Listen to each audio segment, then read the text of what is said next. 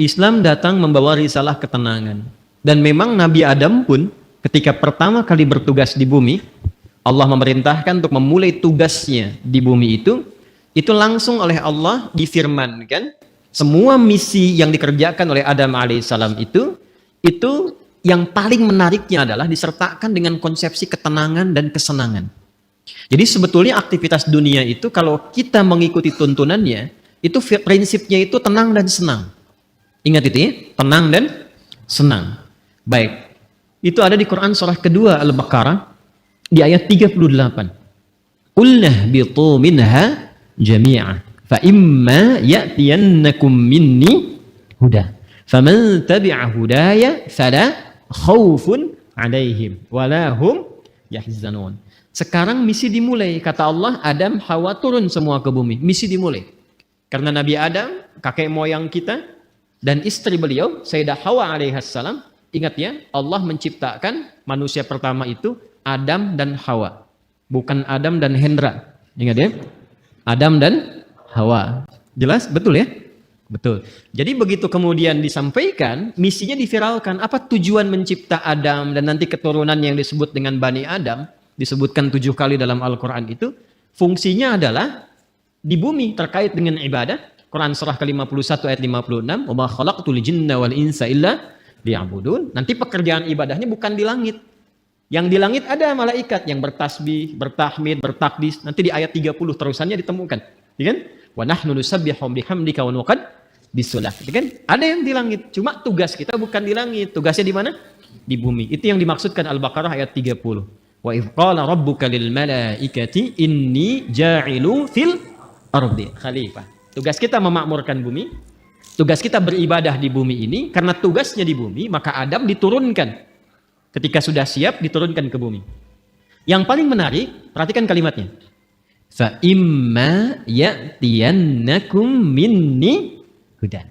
Maka tatkala misi dimulai itu, bersamaan dengan misi dimulai, Allah turunkan kemudian petunjuk pedoman berkehidupan supaya misi itu sukses dituntaskan. Ini bukti kasih Allah kepada kita. Tidak pernah memberikan kepada kita sebuah tugas berkehidupan kecuali diberikan perangkatnya. Demi Allah saya katakan, saking sayangnya Allah kepada kita, tidak pernah menugaskan apapun kepada hamba itu. Yang sering kita sebut dengan ujian itu. Jadi nggak mungkin setiap hamba itu diuji kalau tidak diberikan perangkat untuk menyelesaikan ujian itu. Bahkan yang paling rahman, karena itu sifat rahman hanya dilekatkan kepada Allah, tidak yang lain. Quran surah ke-17 ayat 110, Qulid'ullaha awid'ur rahman. Ya, ibu masih punya rahim. Manusia masih bisa belajar dari keteladanan itu, tapi rahman hanya milik Allah. Karena kasihnya begitu luas. Jangankan diberikan perangkat, dengan sifat rahmat Allah itu, kaidah langsung diturunkan. Allah langsung memberikan penjelasan, tidak mungkin bahkan seorang hamba diuji melampaui batas kemampuannya. La yukallifullahu nafsan illa. Itu sayangnya Allah kepada kita. Jadi nggak mungkin setiap kita itu diuji dengan persoalan. Apapun itu dalam kehidupan, kecuali kita memang punya kesanggupan menyelesaikan itu. Itu mesti yakin. Karena Allah yang sampaikan. Dan jangan diduga bahwa setiap orang yang duduk di sini tidak punya masalah, belum tentu. Ini wajah penuh persoalan semua gitu. Setiap kita punya persoalan yang berbeda-beda. Dan mesti yakin ini kalimat pertama, dan secara psikologis, ini susah ditemukan dimanapun. Itu akan memberikan ketenangan pada jiwa kita. Jadi kalau bahasa psikologinya begini, ketika ada persoalan, katakan pada diri kita, kita pasti bisa menyelesaikan ini. Itu lebih menenangkan kepada jiwa dibandingkan membuat status. Kenapa harus aku ya Allah? Gak akan selesai. Ingat ya, ujian tidak tuntas dengan menuliskan sebuah status. Tapi ujian bisa tuntas dengan membangun keyakinan kepada diri bahwa itu bisa kita sempurnakan. Lalu turunlah surah Al-Insyirah untuk memberikan kelapangan kepada jiwa. Inna ma'al usri. Itu konsepsinya jelas. Jadi kalau sedang punya persoalan, katakan dulu pada diri kita. Insya Allah saya mampu mengatasi ini. Satu. Yang kedua, setiap masalah pasti ada solusinya. Kalau dipersingkat tuh begini bahasa singkatnya, pasti selesai. Pasti selesai. Insya Allah. Itu kalimat ini, 2 kalimat yang mahal ini, itu memberikan pengaruh kepada jiwa itu luar biasa. Dan itu sangat mahal. Sangat mahal. Anda kalau konsultasi ke psikolog untuk dapat 2 kalimat ini saja, berapa biaya yang dikeluarkan? Ya. Kan saya sering katakan kan, ketenangan itu kadang lebih mahal kan dibandingkan harta yang dimiliki. Orang untuk mendapatkan ketenangan itu mesti kadang merogoh kocek yang sangat luar biasa. Karena itu seringkali ketenangan itu tidak bisa dibandingkan dengan materi yang didapatkan. Masih ingat kan pertanyaan yang sering saya ajukan? Pilih mana? Kaya tapi gelisah atau miskin tapi tenang? Masih ingat 2 tahun lalu? Kaya tapi gelisah atau miskin tapi tenang? Coba. Nggak ada pilihan ketiga. Nggak mudah kan? Baik. Nah, karena itu konsepsi dasar dalam kita berkehidupan itu mesti tenang. Saya kalau mengajar Andanya nggak tenang, nggak mungkin pelajaran bisa disampaikan. Saya pun kalau sedang tidak tenang, nggak mungkin bisa menyampaikan materi dengan baik. Ketenangan itu penting. Karena itulah ketika Adam mulai diturunkan ke bumi kalimatnya. Faman tabi'a hudaya fala khaufun. Fala khauf itu tidak ada kegelisahan. Apa lawannya gelisah? Tenang. Jadi konsepsi dasar keberhidupan di bumi itu sesungguhnya penuh dengan ketenangan. Dasarnya itu. Kapan ketenangan itu tiba? Faman tabi'a hudaya. Ketika petunjuknya diikuti.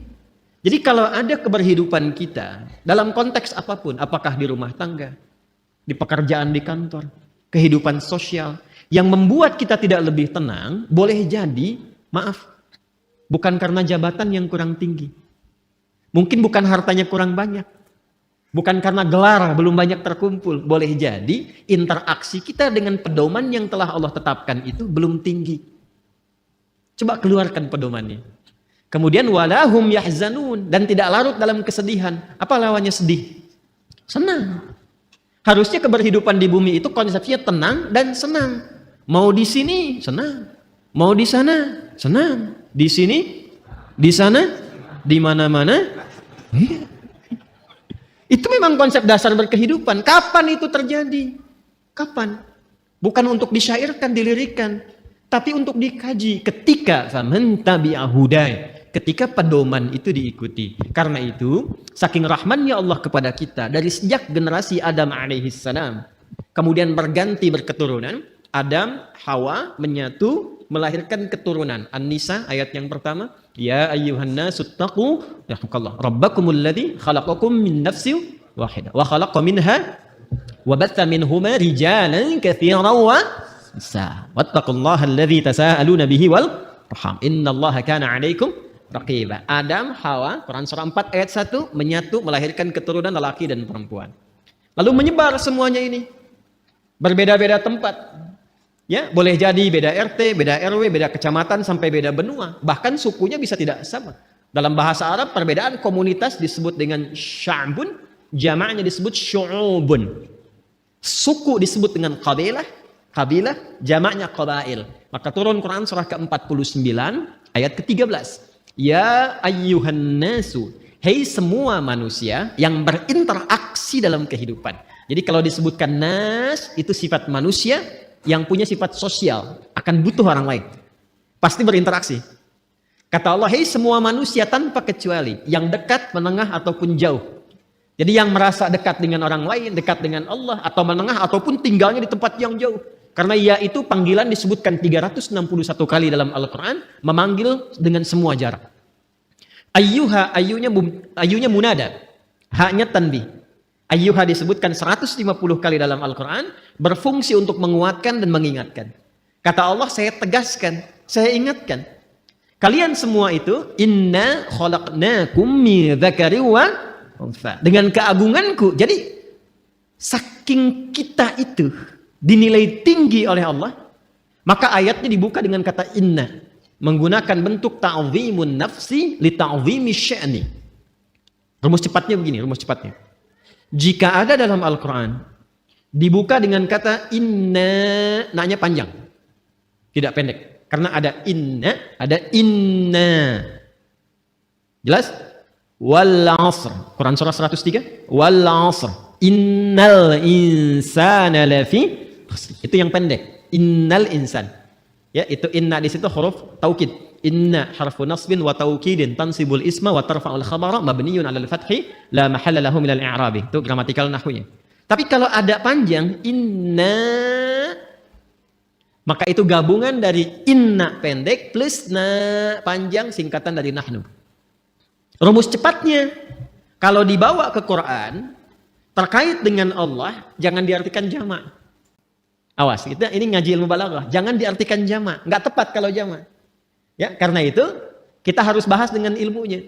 Maka di ilmu balaghah nanti itu ada kaidah begini, ada kaidah nanti disebut dengan huruf-huruf menunjukkan ta'zimun nafsi, menghadirkan keagungan zat. Keagungan zat.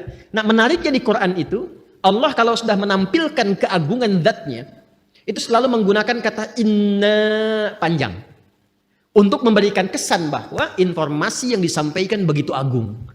Jadi ada yang istimewa di informasi itu. Nggak sama dengan yang lain-lainnya. Ada yang mahal nilainya. Istimewa sekali. Saking istimewanya, Allah menghadirkan keagungan zatnya untuk menunjukkan keagungan informasi yang disampaikan. Contoh. Tiap hari ada siang, ada malam ya. Sebelum kehidupan berakhir. Malam itu kan normal. Setiap berganti, sekarang malam. Kemarin ada malam? Ada ya? Baik. Malam itu bahasa Arabnya lail. Tapi ketika yang ada istimewa di malam itu, makanya pakai tak di ujungnya. Dari lail jadi lailah. Saya tanya begini. Kemarin saat Ramadan, ada malam yang istimewa nggak? Namanya malam apa? Lailatul Qadar. Baik ya? Kalau ada tak berarti istimewa ya. Coba lihat surahnya, surah ke-97. Bukankah ketika menyebutkan malam Al-Qadar itu di depannya pakai inna panjang? Inna anzalnahu fi, untuk memberikan kesan bahwa informasi yang disampaikan begitu istimewa. Nah, kita ini manusia itu bukan makhluk biasa. Ini makhluk istimewa, Pak, Ibu. Jadi jangan melihat diri kita itu sebagai sesuatu yang rendah, tidak. Allah murka itu. Ya, kita itu makhluk yang istimewa. Saking istimewanya, itu Allah sudah menyampaikan dengan kalimat yang sangat indah dan menghiasi kita dengan segala kemuliaan dari ujung kepala sampai ujung kaki. Itu mulia. Buka Quran surah ke-17 Al-Isra ayat ke-70. Walaqad karramna bani Adam. Tuh, ada lam, ada qad. Lamnya taukid, qadnya tahqiq. Ya, jadi qad itu bisa tahqiq, bisa takrib, bisa taukid. Walaqad karramna, dan aku tegaskan kata Allah, aku jamin. Dengan keagunganku kata Allah, aku berikan semua sifat-sifat kemuliaan pada semua anak cucu Adam. Jadi dari ujung kepala sampai ujung kaki itu kita itu mulia. Ingat, harus paham ini ya. Saking mulianya kita ini dijaga oleh Allah supaya semua bagian tubuh kita itu tidak berinteraksi dengan segala yang bersifat hina. Karena itu semua fungsi tubuh kita harus digunakan pada yang baik-baik, pada yang mulia-mulia. Untuk itulah kenapa ada ayat turun membimbing tentang bagaimana cara menatap. Jadi melihat saja diatur. Kalau binatang kan tidak diatur. Coba lihat, monyet kan segera dilihat kan? Halo? Kenapa jadi tegang begini? Coba keragunan. Lihat monyet. Monyet segala dilihat kan? Apa saja dilihat? Pisang dilihat. Kacang dilihat. Antum dilihat. Ibu-ibu mau pakai jilbab, mau nggak pakai jilbab, dilihat juga. Mau yang ada aurat, yang terbuka aurat, yang tertutup, dilihat juga. Itu siapa? Monyet. Saya ulang, itu siapa? Monyet. Jangan disalahkan. Ada ibu-ibu lewat misalnya aurat terbuka, dilihat. Wih, haram, nggak bisa, monyet kok. Karena kita bukan monyet, kita bukan binatang, maka diatur. Penglihatannya diatur. Jangan melihat yang tidak mulia, kata Allah. Karena matamu itu mulia. Maka turunlah Quran surah Cahaya. Surah 24. Ayat 30 untuk laki-laki. Ayat 31 untuk perempuan. Qul mu'minina yaghuddu min absar.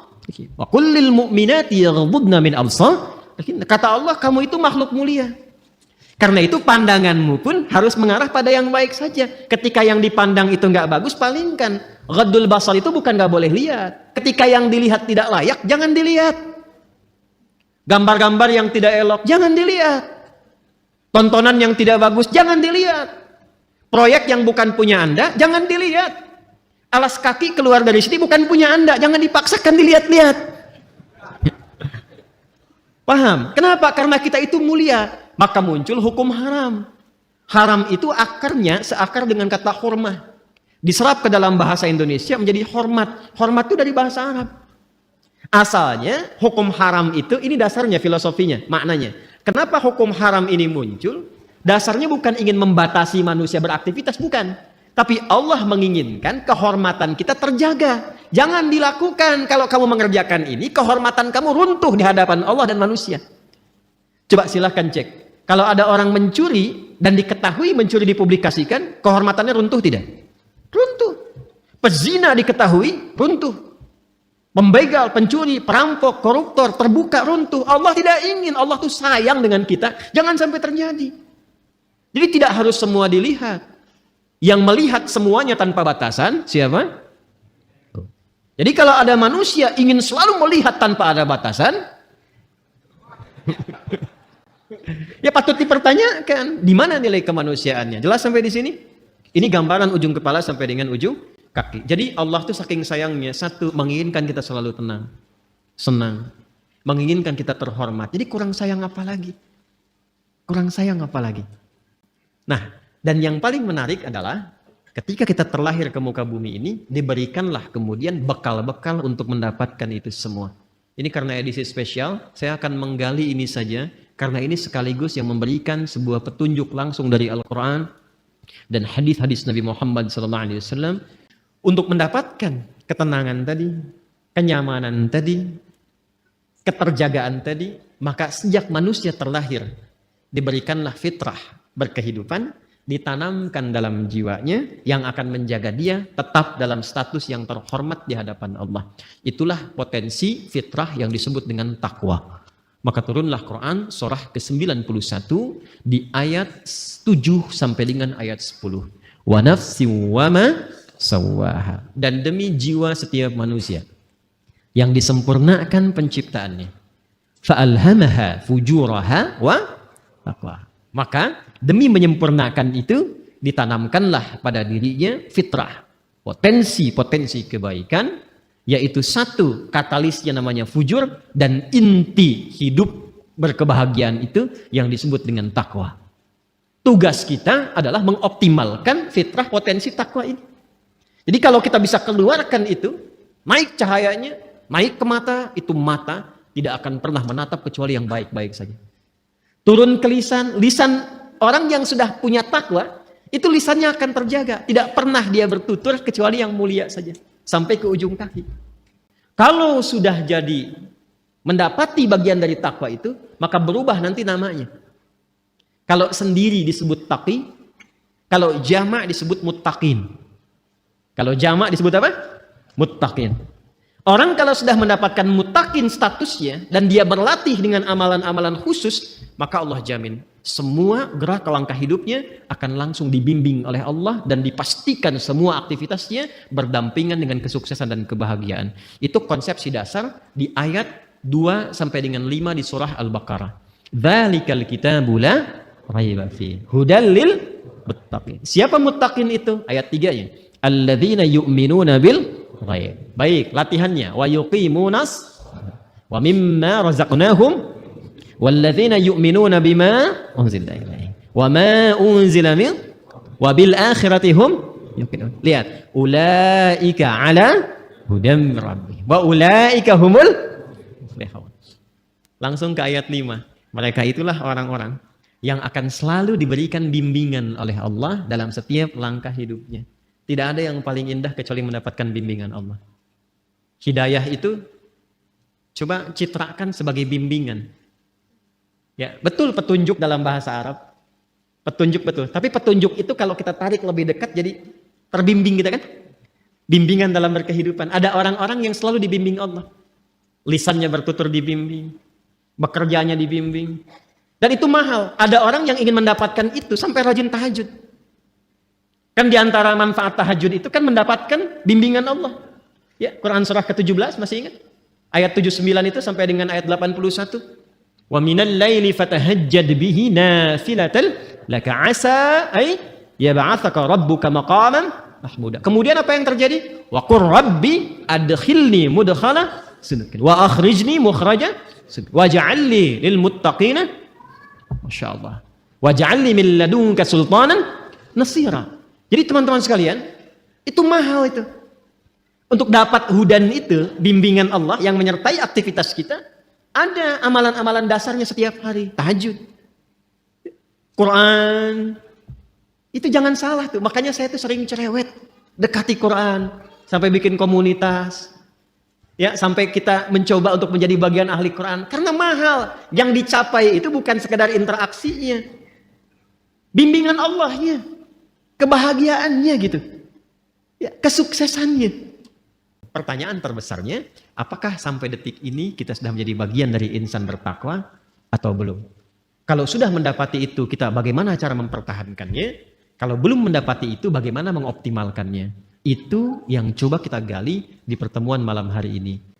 Kita akan mengaji malam ini dengan nuansa ilmiah yang tinggi. Karena itu butuh fokus yang luar biasa. Karena boleh jadi detil pembahasan ini belum didapati di kitab-kitab khusus. Jadi kita mesti menyatukan dulu beberapa referensi, baru kita bisa mendapatkan tautan-tautan ini.